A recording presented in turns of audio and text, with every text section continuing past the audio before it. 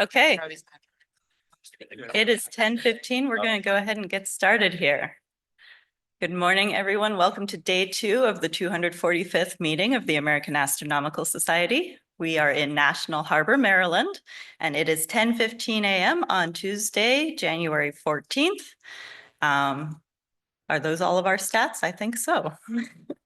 My name is Susanna Kohler. I am the press officer of the AAS, and I am assisted here today by Carrie Hensley, the deputy press officer, who's monitoring things online. Amy Oliver from SAO is going to run the microphone for us during the Q&A session. And we've also got Lexi Galt, our AAS media fellow, who is helping us remotely online. So in terms of the press kit currently, it is up to date with all of yesterday's speakers and their materials. So you can find that in the press section of the AAS 245 meeting website. And it's also linked from the press conference's Slack channel. And today we're going to have press releases from all of our presenters. So those will be added as well as their slides and the video of the briefing after this. And we are here today for the press conference, Black Holes and New Outcomes from the Sloan Digital Sky Survey. So just a few ground rules. Please turn off your cell phones and anything else that makes noise before we get started.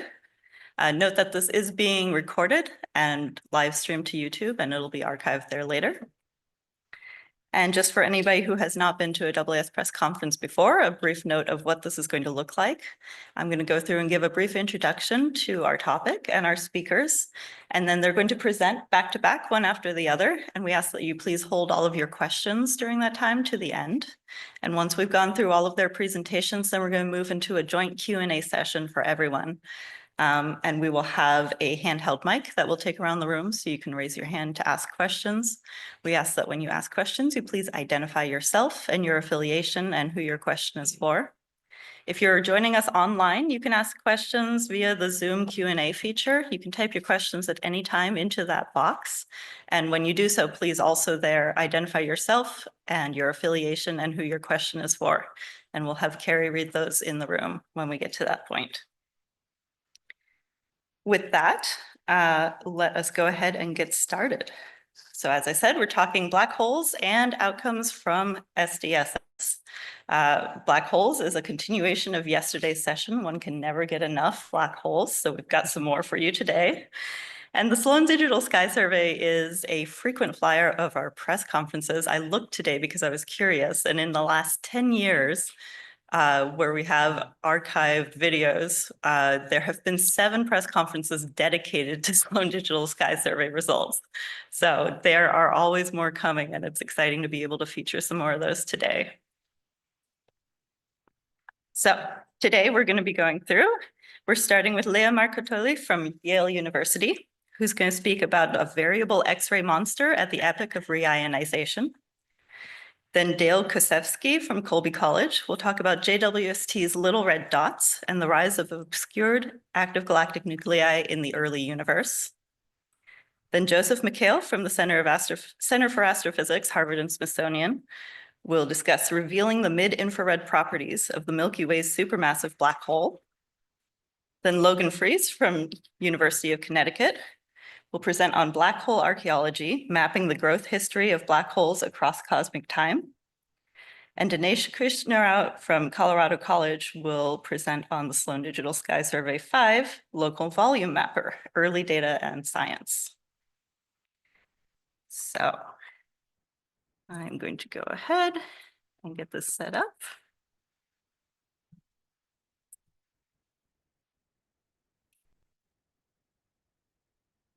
Carrie, does everything look right on Zoom? Perfect. Okay, take it away. Thank you.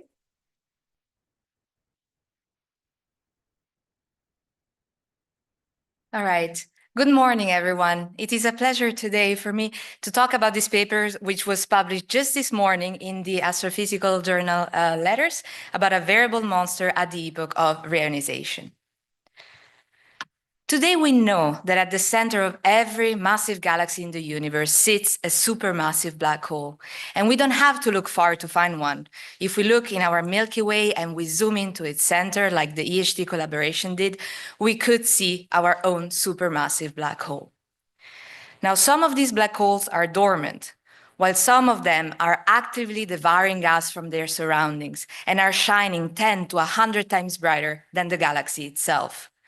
These active supermassive black holes are among the oldest and brightest objects in the universe.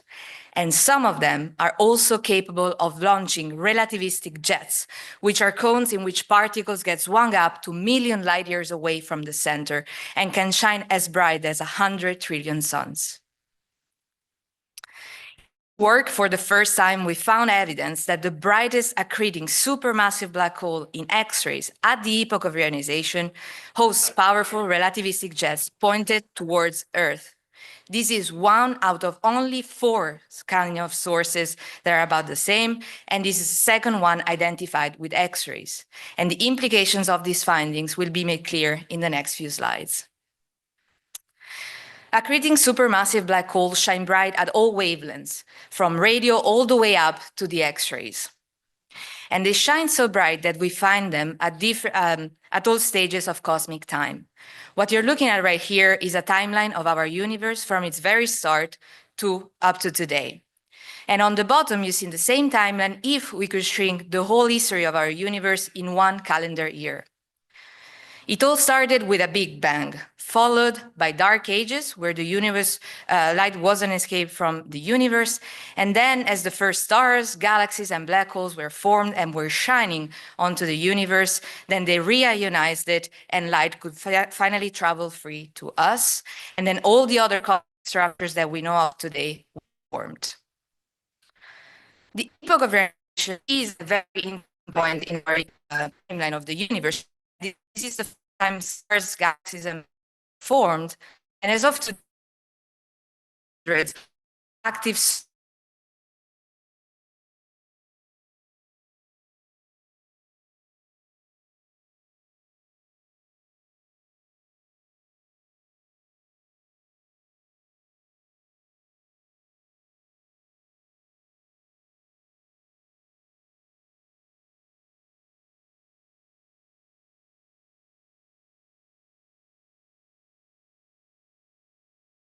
contributors after the Big Bang, J1429 is the brightest known active supermassive black hole in X-rays within the first billion year of the universe. And to give you a feel for how bright is bright, it emits in X-rays the equivalent of 1 million nuclear power plants on Earth. So, what makes such bright-powered X-rays? Is it only accretion onto the central supermassive black holes, or are we actually looking at relativistic jets coming out of it? To answer these questions, we need to look at the X-ray light of this source. In August of 2021, the Chandra X-ray satellite took an image of the system that you're looking at right here, and our supermassive black hole is right there at the center, pointed by the arrow. And then in November of 2021, we went and looked with the NuSTAR X-ray satellite. To the left here, you see the image of J1429 as taken by NuSTAR. And I would like all of you to pause for a second and understand that this is the farthest objects ever detected by NuSTAR, and probably a record that will not be broken for years to come.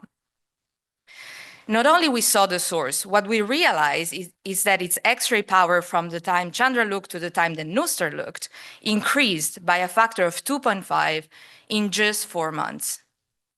But 4 months for us, because of special relativity effect, correspond to only 2 weeks in the lifetime of J1429. A factor of 2 X-ray variability in just 2 weeks is very extreme. And led us to conclude that most likely what we're looking at is jets coming from the supermassive black hole of J1429, and they're really pointed down towards Earth. And again, I want to reiterate, this is the 4th source at the epoch of reionization that we have been able to identify up to today. And as we find more and more of the supermassive black hole with jets, then maybe we're starting to understand how the supermassive black hole grows so big in such a short time. And maybe we are seeing a link with this fast accretion with the jet powering mechanisms. And also, as we find more and more sources that, in the future, then we will be able to unveil the contribution of jets and accreting supermassive black holes to the epoch of reionization. So I leave you here with my take-home points, which is that J1429 is the most luminous active supermassive black hole in X-rays at the epoch of reionization, and it is now the farthest source ever detected by the NuSTAR satellite. We found the first evidence of strong variability from these objects, which suggests the presence of a jet that really points down towards Earth. And this gives us a rare glimpse into the interplay between supermassive black hole growth and jet powering mechanisms. If you're interested, the QR code of the paper is right there, or just ask me questions later. Thank you.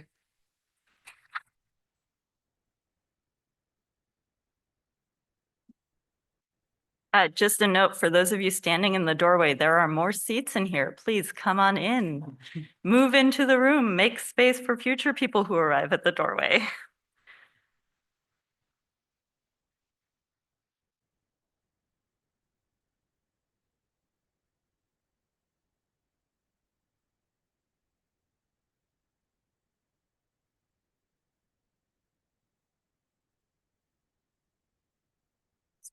This message at the top of the screen.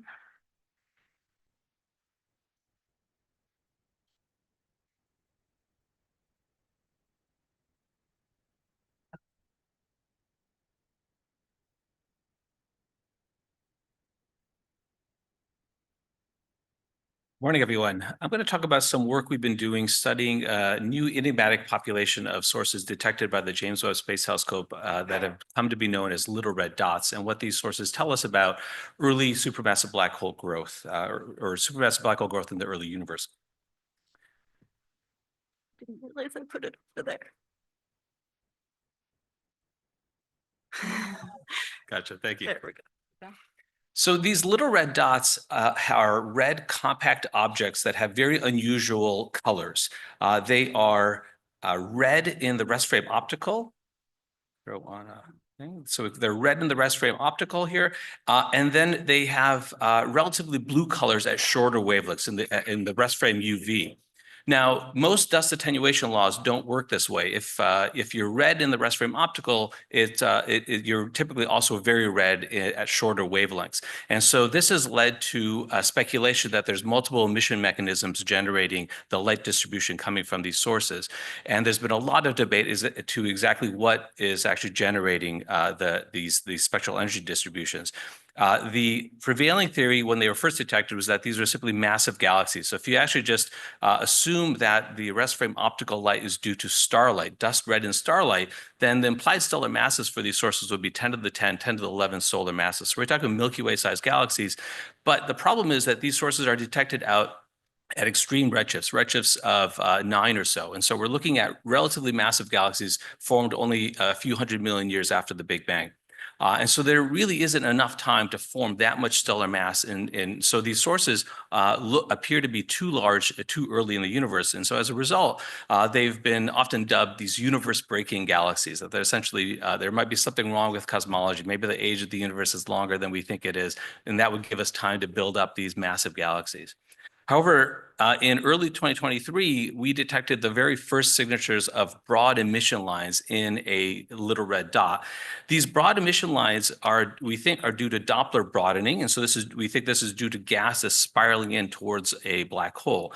Now, normally stars and gas in a galaxy orbit around the center of mass at a velocity of on the order of 200 or 300 kilometers per second. And that causes mild broadening of emission lines in all galaxies.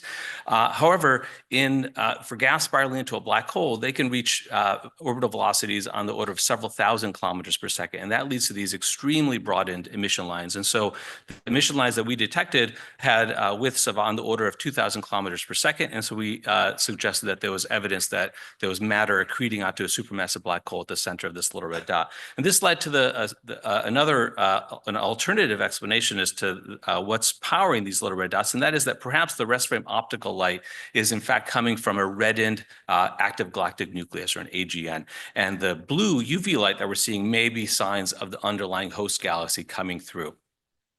Now, for the purposes of this talk, it doesn't really matter which of these scenarios is correct because we realized that just based on the unique colors of the LRDs, we can select these sources photometrically. So we can go into our imaging data and select out the little red dots that have this combination of red optical and blue UV colors. And that's what we did in a paper that was accepted last week. We went into archival JWST observations in 6 fields. So this are the Sears fields, the JADES, NG Deep, Uncover, and the 2 primer fields.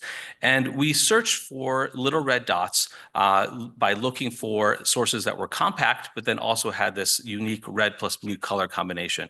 And we did this using multiple band passes to measure the continuum slope in the rest frame optical and the rest frame UV. And we did this using different band passes at different redshifts so that we were always sampling the same rest frame part of the spectral energy distribution of the source. And so at the end of the day, when we conducted this survey, we found a sample of 341 little red dots over these 6 fields.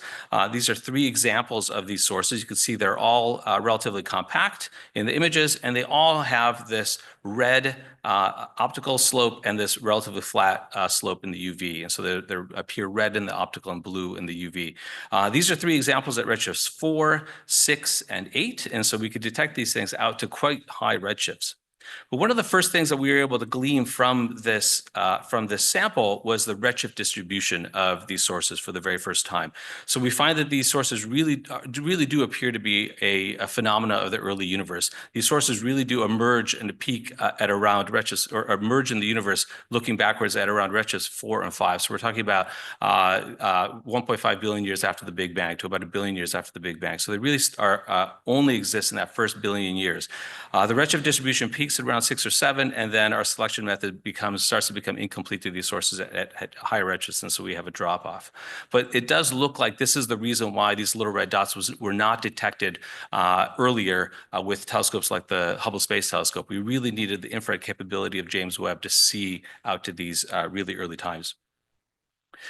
Now, we went into the public spectroscopy available at the time and tried to determine what fraction of our photometrically selected little red dots also showed signs of accreting black holes via these broad emission lines. And for this work, we turned to the Rubies survey. The Rubies survey took near-spec medium resolution spectroscopy of 24 of the little red dots in our sample. And what we found was that 80% of the sources from our sample that Rubies observed also showed signs of this broadened emission, and so indicative of ubiquitous black hole growth in these sources in the early universe. One of the reasons why we're interested in little red dots is that they're actually very numerous. And so if we look at their number densities, so just the number of sources per unit volume as a function of their luminosity, in this case, plotted in terms of their absolute magnitude, we find the number densities for our sources are shown in red here. By comparison, this is the number density that we thought existed of bright quasars identified from the ground, identified prior to the JWST era at the same redshift. So we're looking at a number density that's on the order of 10 to 100 times larger than the previously known bright quasars. And then, in fact, our best estimate for X-ray selected AGN, so X-ray selection is kind of the gold standard for identifying accreting supermassive black holes. Their number densities are also below the number densities of little red dots. Little red dots are about a factor of 10 more numerous than all of the known X-ray AGN in existence out at a redshift of 5 or so. And so it looks like these sources just are much more ubiquitous than we previously expected. And in fact, at the most luminous end, they actually start becoming a significant fraction of the total galaxy population. So they're oddballs in their colors, except that they're extremely numerous. And so it's a population that we really want to try to understand.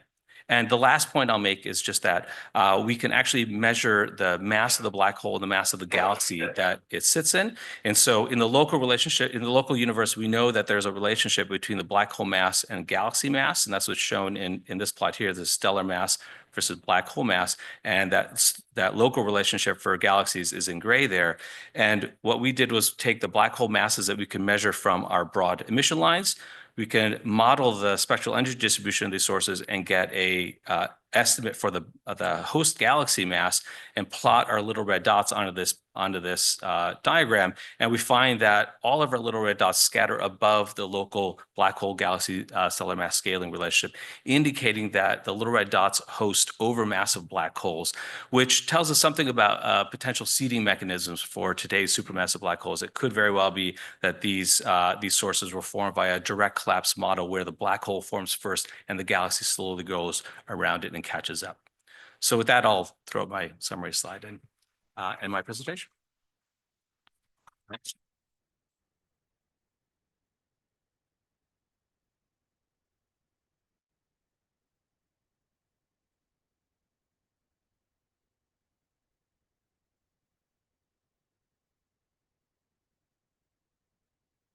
Okay, good morning, everyone. My name is Joe Michail. I'm a NSF postdoc at the Center for Astrophysics in Cambridge, Massachusetts. And today I have the honor on behalf of my authors to present the first mid-infrared detection of Sag-A-Star's variability from JWST MIRI. On the bottom, we've listed our collaborators, highlighted our young career scientists, early career scientists who have really helped make this this paper possible. And in the front here is Sebastiano von Fellenberg, who is the PI, the first author on this paper. So Sagittarius A star is the 4.3 million solar mass black hole at the center of our galaxy. It is located behind 26,000 light years of gas, dust, and stars. On the left, we see a visible image of the galactic center, and there's only so far we can go because the dust and all of this material blocks our view. On the right, we have infrared views of our galactic center where we can actually see all the way in. These are from Spitzer and Hubble.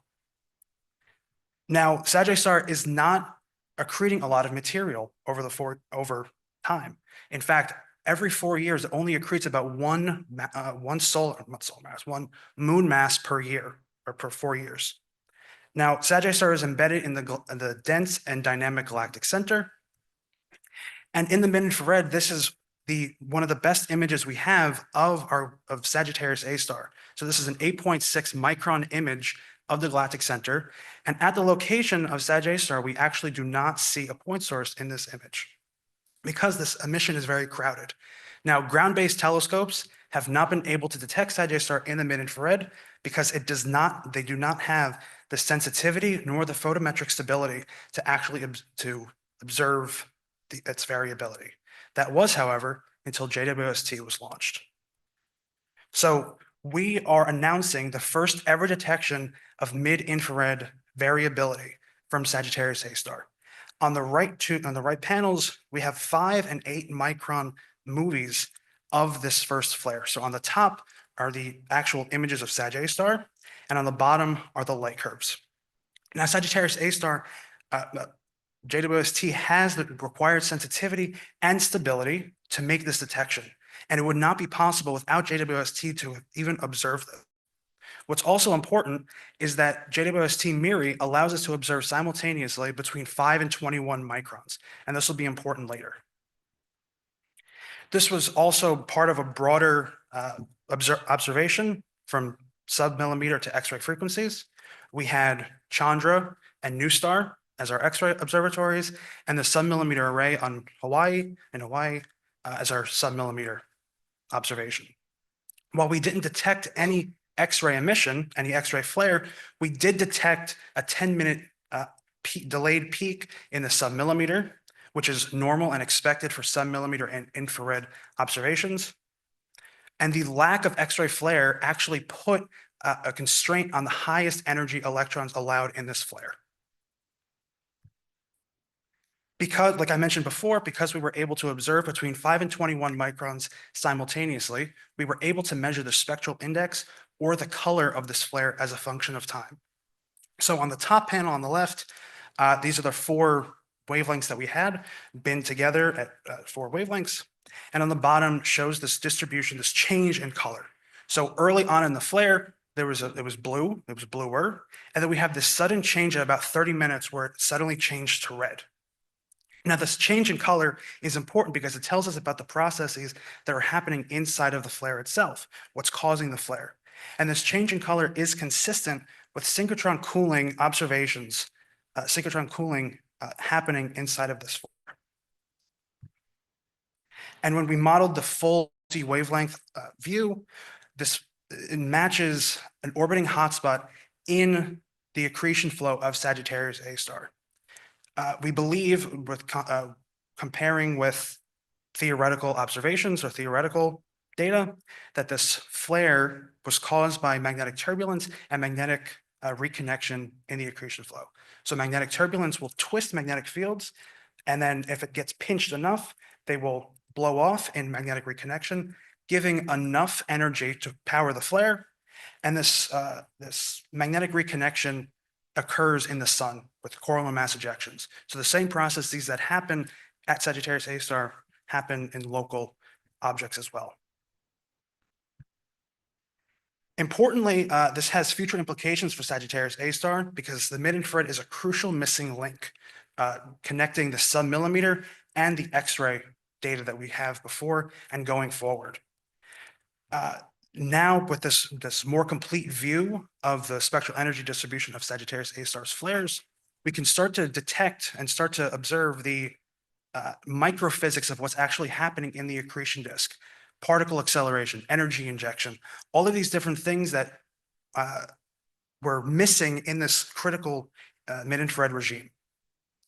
And probably even more importantly, because Sagittarius A star is the nearest supermassive black hole, we can actually start to detect what happens in some of the most magnetized emission in the universe. It's so close so we can observe its accretion flow with obviously EHT and different experiments. So multi-wavelength views, mid-infrared views are critical to actually understanding what the future of Sagittarius A star is.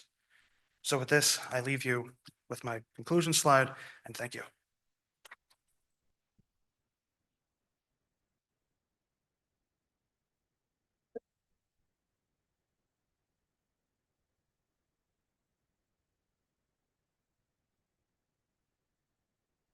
Can everyone hear me okay? Too tall. Hello, my name is Logan Fries. I'm a PhD student at the University of Connecticut, and I'm here to talk to you about what we like to call black hole archaeology. So supermassive black holes, which have masses of 1 million to 1 billion times the mass of our sun, they're at the centers of galaxies, can be completely described with two numbers: its mass and its spin. And SDSS has been wildly successful in measuring the masses of these supermassive black holes at the centers of galaxies for over hundreds of black holes. However, spin is a much tricky measurement to make, but with these masses, we can finally make that measurement. Black hole spin encodes its growth history over cosmic time, how it's eaten its mass to this point. Growth through eating things will spin black holes up rapidly, whereas growth through mergers will spin them down to a very low number. And so we want to know, what is the primary mechanism for how supermassive black holes gain their mass? Is it through eating things or is it through mergers? So like I said, we use the mass measurements made possible from the Sloan Digital Sky Survey in order to make this measurement. And we use the Pan-STARRS and Galactic telescopes in order to probe the accretion disk, which is how we also make the measurement. Because the spin of the black hole will drag the space-time around it, causing the inner edge of the accretion disk to become further away or closer to the black hole. And that is something we can measure. So at the top here, we have retrograde rotation, which is where the black hole and the accretion disk spin in opposite directions. And the dragging of space-time will pull the innermost edge further away from the black hole. And this results in a peak in the UV optical spectrum that is very red, which is what you see on the right next to that photo, with the peak being highlighted with the vertical line. At the bottom, we have prograde rotation, which is where the black hole and the accretion disk spin in the same direction. And that dragging of space-time will pull the inner edge closer to the black hole, resulting in a peak that is very blue. And in the middle, we have no black hole rotation. It doesn't spin, and that has a peak that's in between them. And so we want to measure the peak of these UV optical spectra. And so, like I said, we use Pan-STARRS Galactic telescopes to make our UV optical spectra. We have the mass measurements made possible by the lovely people of SDSS. And we fit them with accretion disk models to measure spin. So here are spin measurements. Spin, it's a spin parameter that astrophysicists like to think about spin. It ranges from -1 to 1, where -1 means it's highly retrograde. You can see that at the red points. 0 means it's not spinning, and those are the black points. And then 1 means it's highly prograde, and those are the blue points. And so high prograde spin means likely growth through accretion or eating things, whereas 0 or retrograde spin indicates growth through mergers. And on the x-axis, we have time as indicated by redshift, where 0 for redshift means today, but we also have the age of the universe at the top. So we're probing spin back to about 10 billion years ago. So we find that the highest redshift objects in our sample, or the ones that are furthest back in time, are spinning very fast in the prograde direction, likely indicating growth through eating things. Whereas today, we find there's a mix of spins, which comes as a bit of a surprise because the way we think about black hole growth is that black holes today have been grown through mergers. But overall, this represents a very unique, new, and exciting way of measuring black hole spin and allows us to do a sort of archaeological investigation to black holes and how they got their mass. Thank you.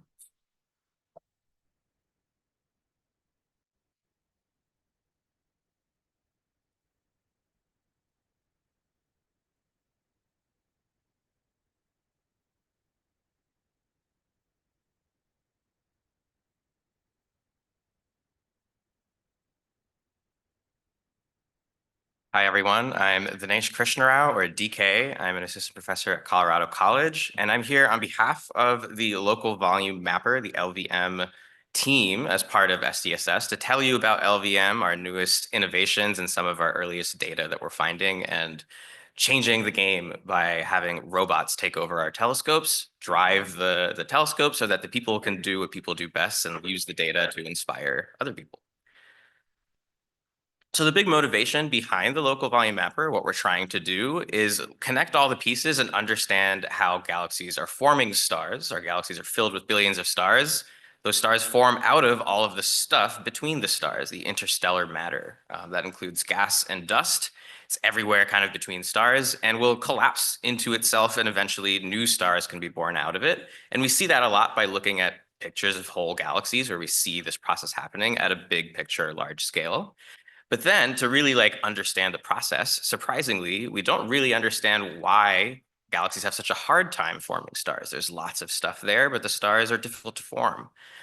So what's happening is if we look really close in high detail, we can see that those individual stars are pushing back, resisting, and kind of opposing that formation of stars. And to really understand the physics behind what's happening, why galaxies are kind of slow at forming stars, and how galaxies evolve over billions and billions of years to bring us to our present day home in our galaxy, we need to connect those really big scale pictures with the tiniest scale pictures, thousands of times zoomed in to this tinier scale to see those individual stars pushing back and interacting with the stuff around them.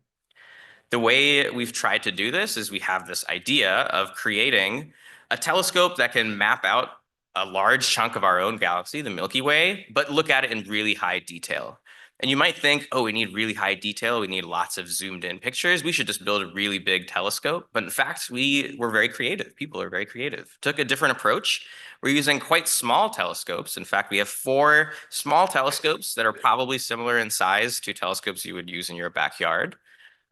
These 4 telescopes feed light in through fiber optic cables, much like these, into a spectrograph that separates that light out into a spectrum. And each fiber acts as a different individual pixel to create images with all of those spectra that we can create.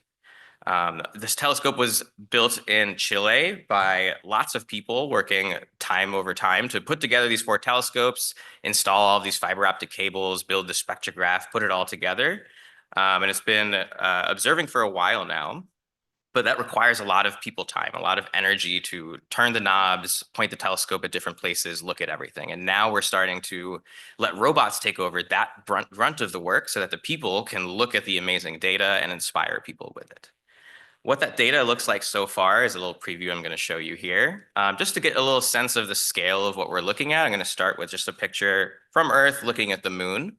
We're going to be focusing on the Rosette Nebula, which is a little snapshot of zooming in to that star formation happening, where the stars are kind of pushing back and resisting star formation from further happening. So there's stars at the center, a bunch of gas and dust around it, and we're trying to understand all of the physics behind what's happening there.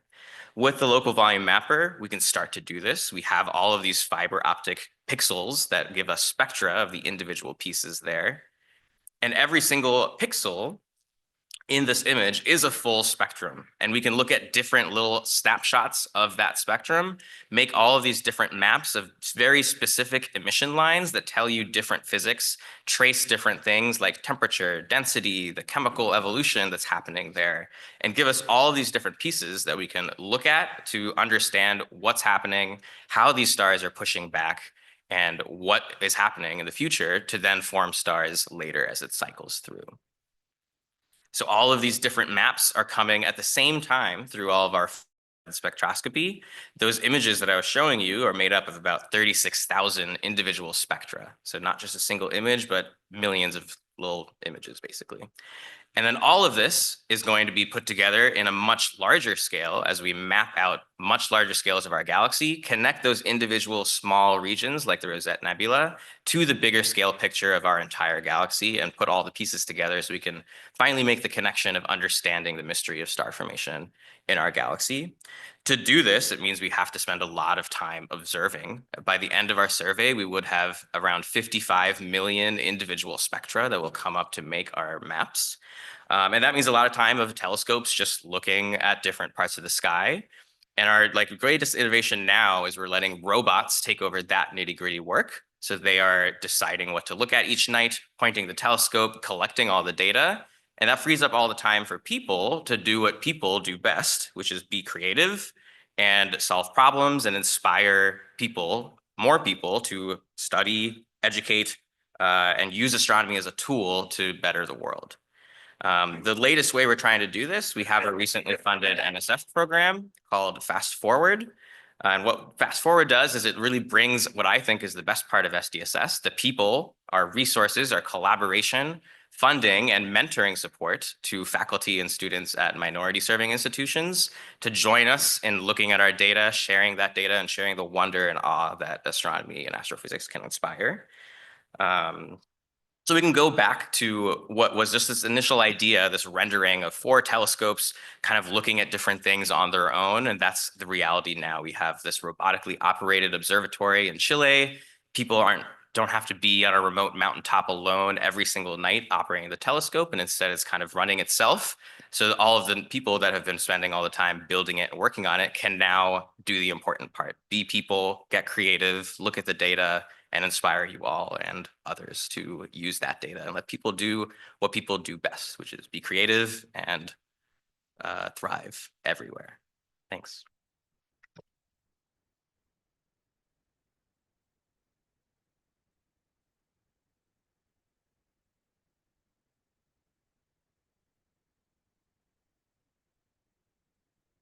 Wonderful. Thank you so much to all of you. Let's go ahead and move into our Q&A session now. So reminder that if you have questions, we'll bring the mic around to you. You can put up your hand and please identify yourself and your affiliation when we get to that point. And Amy, I will hand you the microphone. Thank you.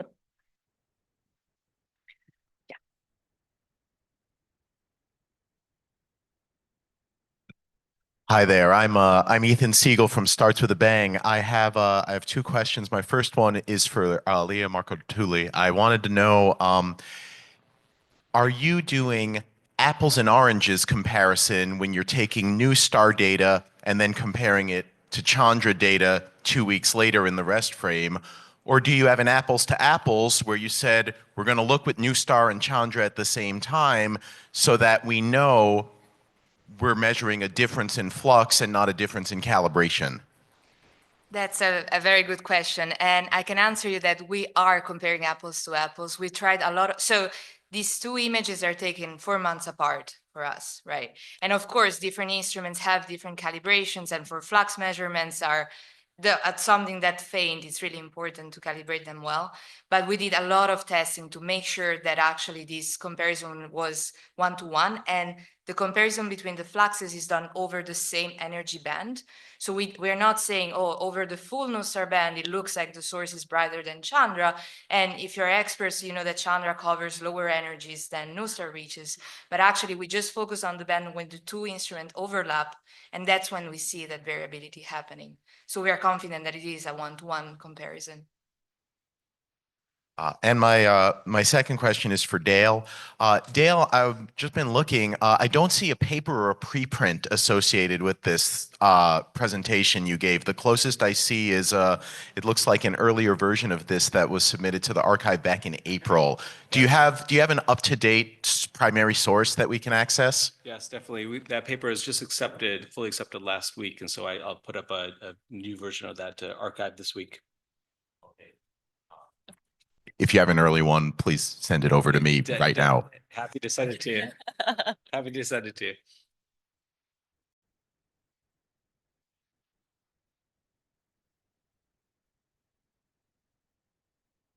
Hi, my name is Mayer. I'm from the University of Florida. My question's for Dale. I was going to ask a question about the broadline emission measurements that you were doing. I was wondering if you guys are thinking that those are probes of the black hole spin rates as well. Maybe the velocity measurements that you're getting from that could correspond to the rotation period. Obviously, there's an inclination discrepancy that you can't know about how it's pointed towards us, but maybe it can measure something about how the black hole is spinning. We have not used it to measure black hole spin. That's a really good question, and I personally don't work on that, but I suspect that we could look into this. We haven't done that per se. We've just been using the widths to measure the black hole masses. And really what we're really after for the broadline measurements is to try to determine if the little red dots really are powered by black holes and whether that could solve this overmassive galaxy problem. And so in our paper, we kind of focused just on the detection fraction, the broadline detection fraction and the black hole masses, but looking into the spin would be great. Got a question up front.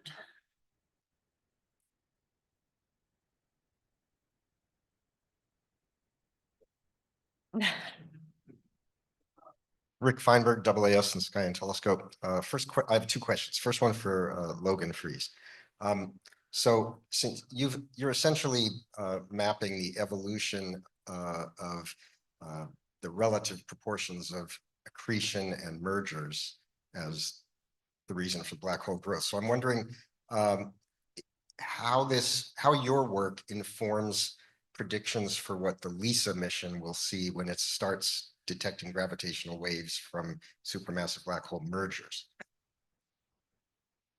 I'm not really familiar with LISA. I'm ashamed to say, but I recommend that you become familiar with LISA. Huh? I recommend that you become familiar with LISA because it's going to detect your merging black holes. Right, but I would say that we could use it to that could help confirm our measurements and vice versa. Okay, thank you. I have a question for DK. So when you showed the little animation of the 4 telescopes working, 3 of them appeared to be staring at a particular target while the 4th was oscillating. Can you just explain what's going on there?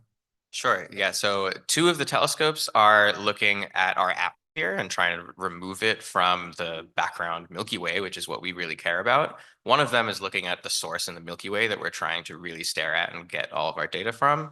And another is looking at other bright objects so we can calibrate actually how bright our measurements are in some unit that is useful for us. So that was the one that's kind of moving around very quickly while the other ones are staying on a more static location. Thank you. Do we want to move to a question online? I have 2 questions here for Joseph. These are both from Camille Carlisle at Sky and Telescope. Hello. The first question, could you speak to how these mid-infrared observations connect to what we've seen in the near-infrared for the hotspots and accretion flow around Sagittarius star? So our observations of the All right, close enough. Okay. Okay, I'll try this again. Our observations in mid-infrared match very well, are very consistent with the near-infrared. We have similar magnetic field strengths, which are somewhere in the range of about 40 to 70 Gauss. Near-infrared has about the same range. Spectral indices change, color also changes in the mid-infrared or mid and near-infrared. So everything really is very consistent with the changes. We're measuring the same thing effectively. Do time for another. Yeah. Okay. This one also from Camille for Joseph. The time scale for the switch from blue to red is about that of an orbit around Sagittarius star. Could you clarify why the switch from blue to red indicates the emission is synchrotron radiation and isn't merely the Doppler shift from the orbit? This is a great question. And actually in the paper, we model the Doppler shift as the hotspot orbits Sagittarius A star, which is still consistent with this change in the spectral index. So very good. Yes, there's a Doppler shift that we see. However, it is not the cause of this change. Great, thank you. Go ahead with Are the there other more one online. or- Yeah. Okay, let's see. Take a question from someone else. Okay, so this one is for DK from Bill Waller at the Galactic Inquirer. What is your strategy for discriminating between photon-dominated and mechanical, i.e. shock feedback, based on your emission line mapping? That's a great question. I think because we have so many different emission lines from different ions, the physics involved with how bright each of them should be relative to one another changes dramatically depending on how it's being ionized, heated, and maintained in its current state. So looking at all of those ratios, combining all those pieces, and comparing it to what's happening at the center, connecting it to the stars, I think is going to be our best way to disentangle all of those pieces. I can keep going. Keep going. Okay, another question for DK from, oh my gosh, I just lost the name, from Bill Waller. What are your main goals for the Fast Forward NSF project? Great question. Our main goals is to increase participation from historically marginalized communities. It's expensive to do astronomy in some form. It requires a lot of people time, which is why like robots helping us take over a lot of the operation is freeing up a lot of people time within our collaboration. We want to make sure those at institutions that maybe don't have the funding to buy into a collaboration or have the resources to engage with the same level of research that our collaboration can because of being a collaboration can join us, benefit from everything, all the tools we've built, all the mentoring support that we have, and give that support back to the community. So we like to support faculty with funding their time, funding their effort, giving them resources so that they can support students at minority serving.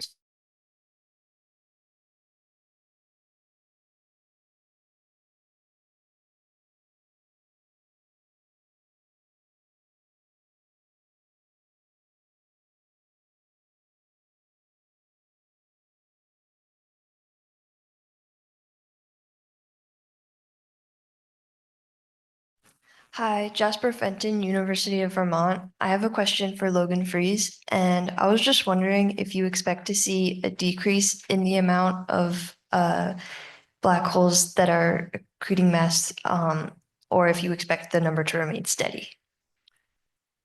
Yeah. Things, whereas today at lower redshift, we expect it to be primarily through mergers. We should see a lot more mergers in today. Hi, my question's for EA. I was wondering if you expect there to be future projects that use these multiple telescope systems to kind of remove the kind of as the data is being taken, real live reductions of corrections that need to be taken at the time. Do you expect other projects to kind of implement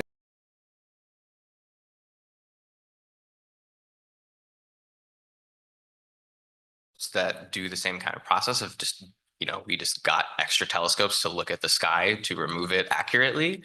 I think it's really innovative and could be a good inspiration for the future, especially because they're small telescopes. It lets you build multiple and follow that. So I would be happy if that happens.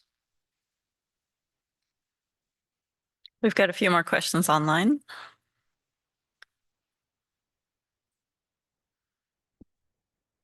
All right, this first question is for Logan from Camille Carlisle at Sky and Telescope. Sorry, it's weird to hear my own voice while I'm saying that. My understanding is that the current picture is already that supermassive black holes primarily grew by accretion early in the universe. Does your study confirm that existing picture? And what is different and unexpected here? Yeah, I would say it supports that picture, that accretion at earlier in the universe is the primary mechanism. But where, maybe we see something unexpected is that mixture of spins at very low redshift, in other words, today. Great, thank you. Susanna Kohler, AAS Press. So following up on that, are there any current theories or hypotheses about what would explain this, what you're seeing currently? Yeah, we currently think that measuring zero spin is exceedingly hard. And the fact that we have 4 measured is cool in of itself, and that we need better data in order to measure zero spin more accurately. So you're thinking it's not necessarily that it's not the physics we understand, it's that maybe we're just not seeing everything that's there. Yeah, there's a hidden population. Okay. Question here from Corey Haynes, freelancer for Dale. I think you mentioned that at the farthest redshifts, these little red dots become a measurable fraction of galaxies. Can you talk more about that? Sure. I showed the luminosity function at redshift 5. At redshift 7, when you go to even earlier times, there you really do start seeing that the little red dot population becomes a considerable fraction of the entire galaxy population at the high luminosity end. And so we're talking maybe 10% or even up to 20% of all sources at the very luminous end. And so this is one of the reasons why they were identified so quickly in our imaging, is that they're relatively bright compared to the other galaxies at those redshifts, and they're numerous. And so they seem like oddballs, but they are a substantial population that we really can't explain yet. And so this is kind of one of the reasons why there's been so much debate in the literature as to what exactly they are.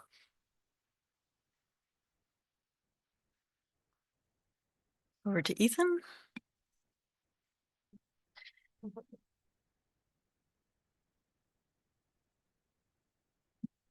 This question is for Joseph. Joseph, I'm a little curious. Because we've looked at the galactic center for so long in so many different wavelengths of light, you sort of come up with a model, you come up with a picture of like, these are the features and properties we think we've been able to identify over here. Was there anything that came in the mid-infrared data when you finally acquired it that either discovered something that didn't have evidence that this was there in any other wavelength, or you saw something in the mid-infrared that differed from what you expected would be there based on what you had seen in the other wavelengths? Did any features surprise you either by being there that you didn't expect to be there, or by having different properties than you expected when you did expect it to be there? So I would say the main thing that we saw that was probably one of the first times it's ever been seen was the color change. In other wavelengths, it's been inferred. If you look at near infrared, submillimeter, X-ray, there has never been a direct detection, and I might get flack from some people in the community about that, but there's never been a direct detection of that. However, in the mid-infrared, because we had these 4 wavelength bands, we directly detected it. We saw it happen for the first time, this color change.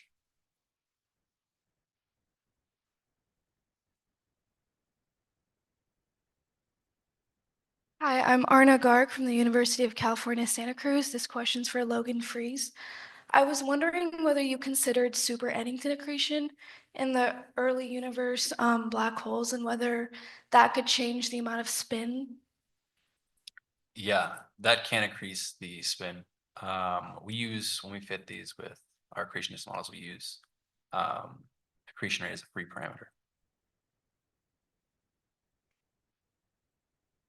Are there any further questions in the room or online? Yes.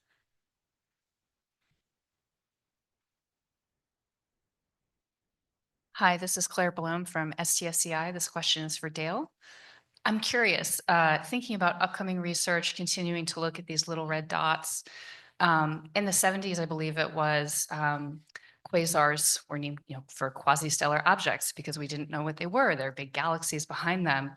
Is there going to be, or do you think there might be some type of aha moment that comes out of this research? Yeah, I think that regarding like future observations for these sources, there's a really promising avenue of, to explore these sources, looking at longer wavelength data with MURI, for example. JWST, because one of the things that if there is a buried AGN in there, we should see that reprocessed dust emission at long wavelengths. And now currently there's been several studies that have tried to look for this and failed to identify that hot dust emission. In most growing supermassive black holes, they're surrounded by a dust torus, and that dust torus heats up to about 1,000 Kelvin and re-radiates at mid-infrared wavelengths or near-infrared wavelengths. And we're not seeing that with the little red dots. And so that tells us something about the structure of the black hole, the structure of the central engine, that torus may be absent. But there's some interesting preliminary results showing that if you go to really long wavelengths, so like 21 microns, at the longest wavelengths where we've probed with MURI, you start to see an uptick in the flux of these sources, indicating that there's dust there, but it's at a warmer temperature, meaning that the obscuring medium is actually at a larger scale, pushed out to larger scales. It may actually be not at that torus, not at the torus level, which is about a parsec away from the black hole, but maybe on larger scales. And once you've got that dust at larger scales, it drops its temperature, the reprocessed emission gets sent out at longer wavelengths. And so there's upcoming those observations, if that's confirmed for the bulk of the LRDs, that might tell us something about what's actually going on in the central engine, that these sources really are different than quasars, for example, which all tend to have a hot dust torus around them and things like that.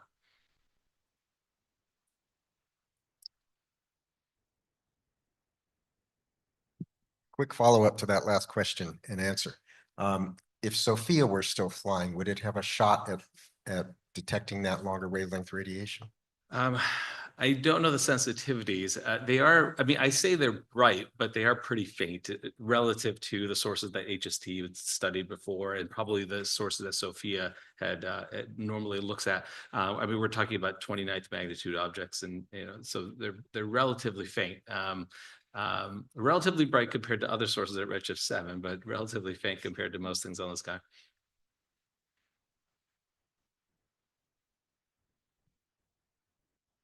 Okay. If that is all the questions we have, then we'll go ahead and wrap up. Let's give all of our presenters a round of applause again.